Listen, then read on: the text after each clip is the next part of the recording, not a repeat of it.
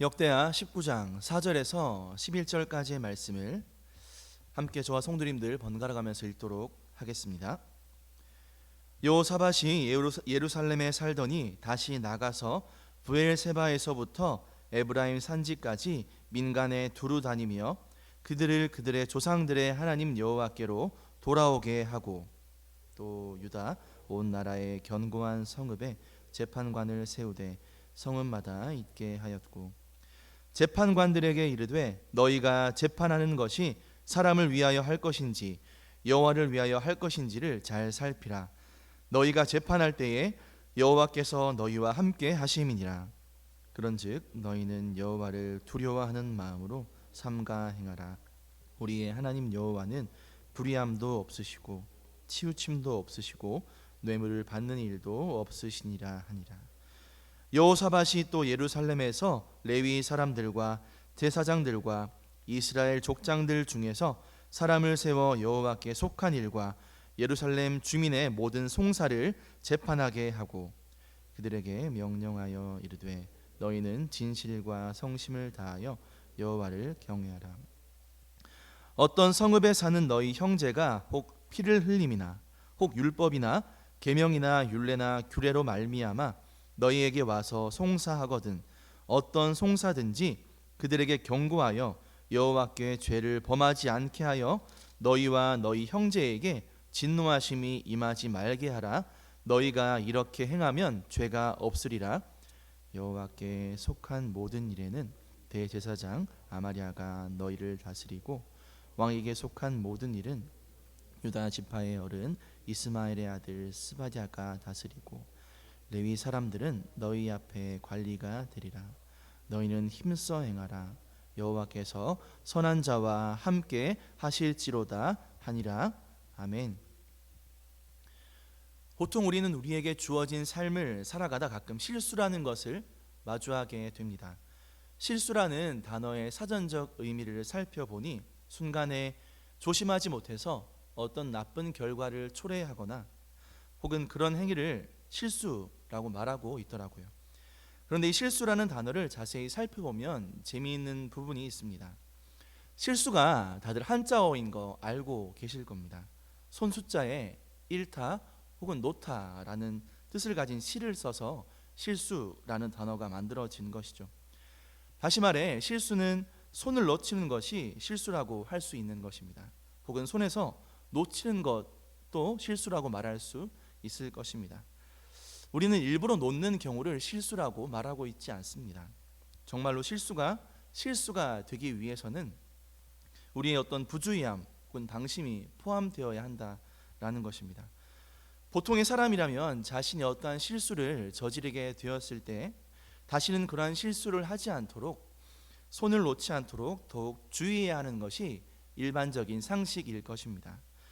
왜냐하면 한 번 실수는 정말 실수로 여겨질 수 있지만 이 실수가 잦아지게 되면 그로 말미암은 실책, 자책 혹은 허물을 실수의 당사자가 그대로 짊어지고 가야 하기 때문입니다.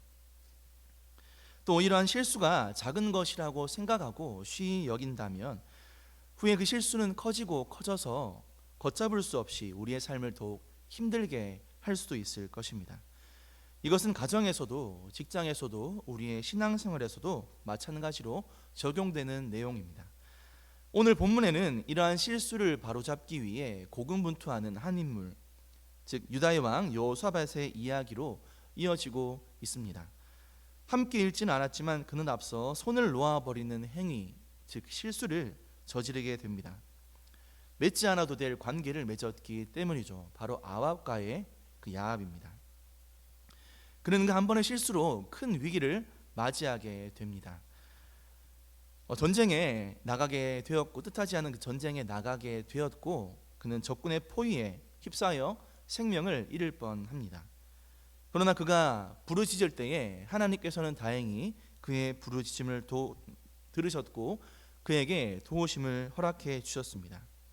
그로 인해 그는 그 위기에서 벗어나 평안함 가운데 예루살렘으로 돌아올 수 있게 되었던 것이죠. 하지만 그가 궁으로 복귀했을 때 하나님의 처벌만은 피할 수 없었습니다.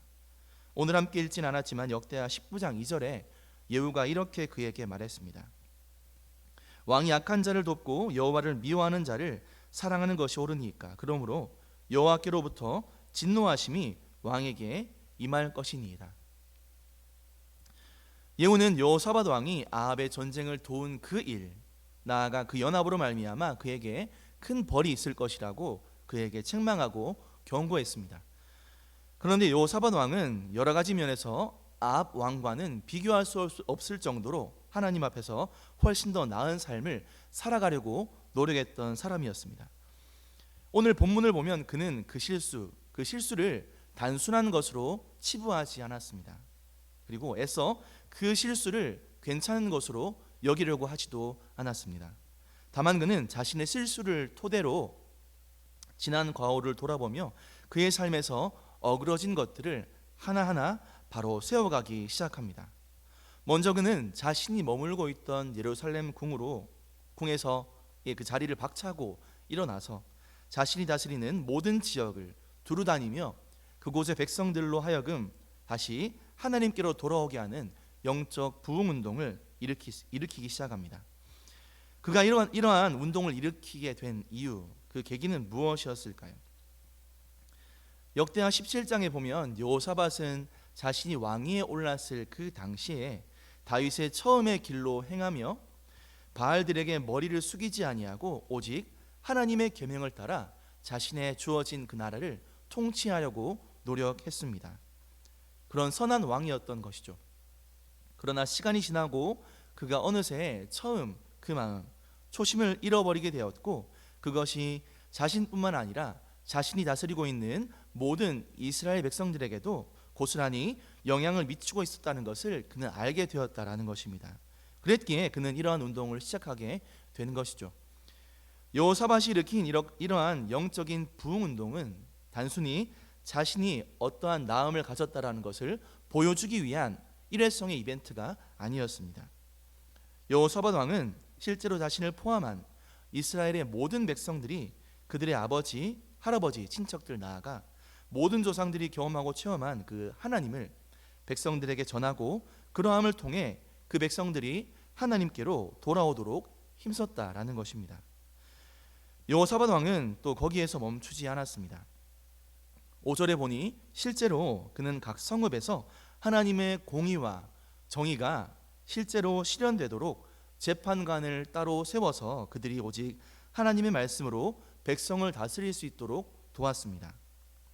그래서 그들에게 실제적으로 몇 가지 분명한 지침을 주었는데, 첫 번째는 사람을 위해서가 아니라 하나님을 위해서 할 것, 두 번째로 하나님을 경외하는 마음을 가지고 불의한 판결을 내리지 않을 것, 세 번째로는 좌로나 우로나 치우치지 않고 특히 뇌물에서 자유하라고 그들에게 명령합니다. 또 여호사밧 왕은 먼저 자신이 기거하는 예루살렘에서 벗어나 그의 영향력이 미치지 못하는 곳까지 가서 이러한 지침들을 친절하게 내려줍니다. 그리고 그들이 스스로 말씀을 알아가도록 또 재판관을 통해 그러한 말씀의 생활이 그들의 삶에 적용될 수 있도록 그가 도왔습니다. 이 활용점정이라고 하죠. 여호사밧 왕은 지방에서부터 일으킨 그의 운동의 방점을 자신이 머무르는 수도 예루살렘에서 찍습니다. 8절입니다. 여호사밧이 또 예루살렘에서 레위 사람들과 제사장들과 이스라엘 족장들 중에서 사람을 세워 여호와께 속한 일과 예루살렘 주민의 모든 송사를 재판하게 하고, 여호사밧 왕은 지방에서뿐만 아니라 자신이 다스리는 예루살렘에서도 마찬가지로 재판관을 세웠습니다.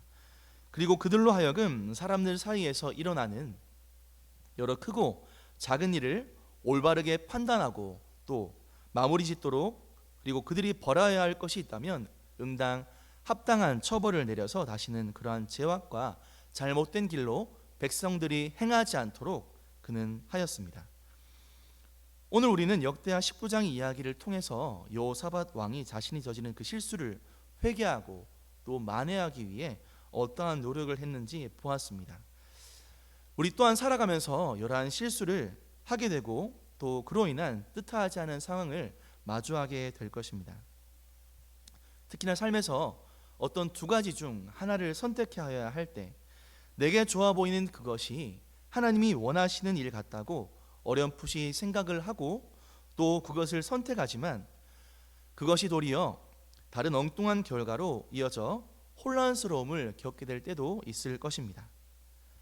또 어떠한 문제에 봉착했을 때 잠잠하게 하나님의 뜻을 구하며 그 문제가 해결되어지기를 인내함으로 기다리기보다는 그 상황을 최대한 빨리 벗어나고 싶어서 우리의 경험과 지식으로 그것을 대할 때도 종종 있습니다. 그러다 보면 자연스럽게 우리는 또 다른 과오를 마주하게 될 수도 있을 것입니다. 하지만 그러한 실수보다 우리에게 더욱 중요한 것이 있습니다. 바로 그러한 실수 이후에 우리의 반응이 더 중요하다라는 것입니다. 내가 범하게 된 그 실수가 명백한 실수라고 여겨질 때 우리는 하나님께서 원하시는 그 삶의 방향으로 다시금 전환해야 하는 것입니다. 돌이켜야 하는 것입니다. 우리가 서 있는 그 자리, 그 길에서 돌아서야 하는 것입니다. 그리고 이렇게 기도해야 할 것입니다. 하나님, 오직 제가 말씀으로 또 그 말씀의 삶으로 돌아갈 수 있도록 은혜 허락하여 주시옵소서. 하나님, 어렵지만 정말 어렵지만 말씀의 기준을 내 삶에서 다시 세우고 그 기준과 가치관으로 살아갈 수 있는 지혜를 주시옵소서라고, 믿음을 주시옵소서라고 말이죠. 특별히 저와 성도 여러분들에게 이 새벽이 그러한 믿음의 고백, 결단의 고백이 넘치는 복된 시간이 되시기를 주님의 이름으로 축복합니다. 기도하겠습니다. 하나님, 감사합니다. 오늘도 우리에게 말씀으로 함께하여 주시고 이 새벽을 정말 의미 있는 시간으로 우리의 삶에 새길 수 있도록 은혜와 복을 허락하여 주심에 감사드립니다. 하나님, 이 새벽 우리가 함께 기도할 때에 다른 것을 위해서 기도하는 것이 아니라 우리의 삶의 말씀의 기준을 다시금 세우고 그 말씀의 삶으로 다시 돌아갈 수 있는 용기와 믿음을 달라고 기도할 수 있는 은혜를 허락하여 주시옵소서. 또한 우리에게 주어진 오늘의 삶을 통해서 다른 것이 아니라 오직 하나님만 바라보며 살아갈 수 있는 귀한 믿음 또한 회복시켜 주시옵소서. 하나님 아버지, 특별히 수도권에서 다시금 코로나가 성행하는 가운데 있습니다. 우리가 다시금 힘을 모아서 마음을 모아서 기도할 때에 하나님 그 상황을 호전시켜 주시고 이 코로나의 상황이 우리의 삶을 다시 한번 옥죄지 않도록 주님 은혜를 허락하여 주시옵소서. 남은 하루의 삶도 주님께 의탁합니다. 감사합니다. 모든 말씀 거룩하신 예수님의 이름으로 기도드립니다. 아멘.